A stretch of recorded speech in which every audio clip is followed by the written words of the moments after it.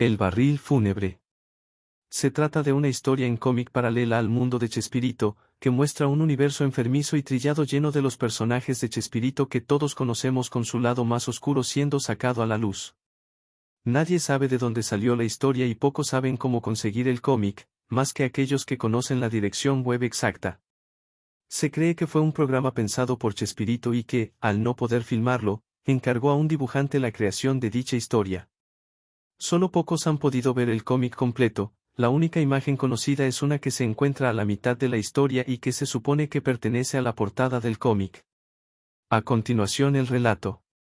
Era una tarde lluviosa en la vecindad, todos descansaban dentro de sus casas. Un niño delgado y muy hambriento estaba buscando entre la basura un cartón para cubrir el hoyo de su barril. Estaba congelado y resfriado. El Chavo del Ocho había cumplido ya 9 años y el único regalo que le dio el cielo fue una tarde de tormenta y la más intensa y escalofriante. Mientras seguía esculcando la basura, vio un periódico que en su titular decía, enfermo mental se escapa de su casa luego de asesinar a su compañero. Según el periódico, el loco apellidado, Bonaparte, habría sufrido uno de sus constantes ataques de un efecto derivado de la epilepsia, conocido como chiripiorca, y su compañero, al intentar calmarlo de un golpe, despertó en él un extraño estado de locura que provocó que Bonaparte lo asesinara con un bate de béisbol. Sin embargo, esa noticia no fue precisamente la que llamó la atención del Chavo, sino una noticia más abajo que decía que el Chapulín Colorado había atrapado al famoso Peterete, un asesino en serie que la policía llevaba años buscando. Con aquella noticia el Chavo recordó cómo la noche anterior el Chapulín había visitado su barril y le había dejado un regalo de cumpleaños. Era su chipote chillón y una nota que decía, tú serás quien tome mi lugar cuando sea viejo.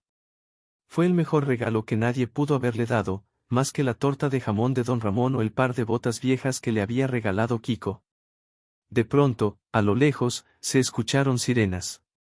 La policía perseguía a 2 ladrones recién escapados, uno de ellos abofeteaba constantemente al otro mientras éste, a su vez, trataba de esquivar el tráfico que se cernía por las lluviosas calles de México en su auto.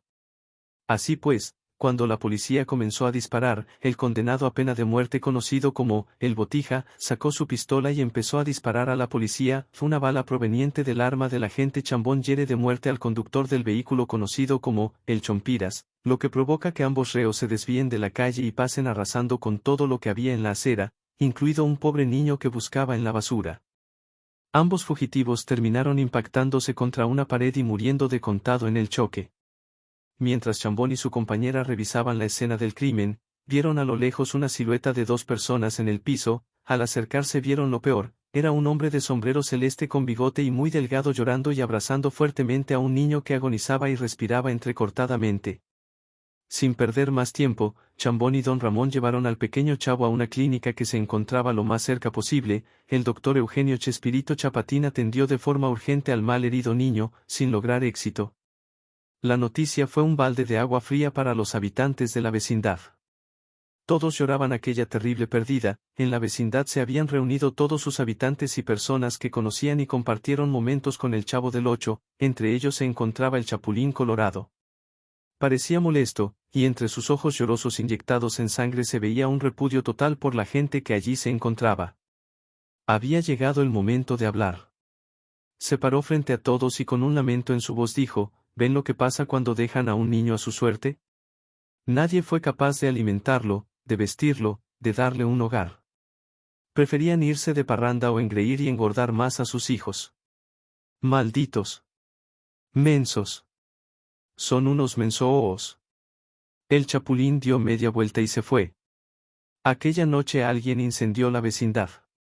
Un ser vestido de negro y con antenas de vinil azules fue visto salir de la vecindad con aquel infierno a sus espaldas. El Chapulín había enloquecido.